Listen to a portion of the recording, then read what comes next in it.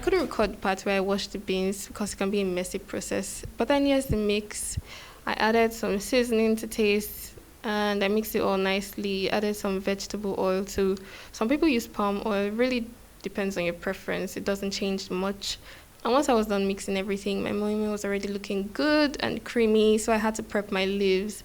Now this is the standard way to roll your moi leaves for it to seal properly and not break or scatter when you're boiling it.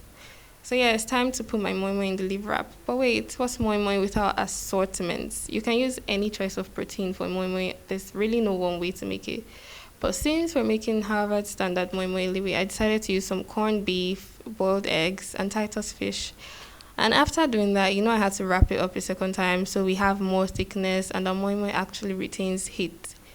And now we wait for our moi to finish boiling. And that takes anywhere from 30 minutes to an hour, depending on your heat level and the quantity of moi you're making.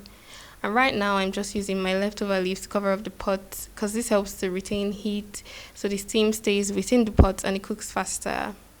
And here is our delicious moi ready to be served. What do you think?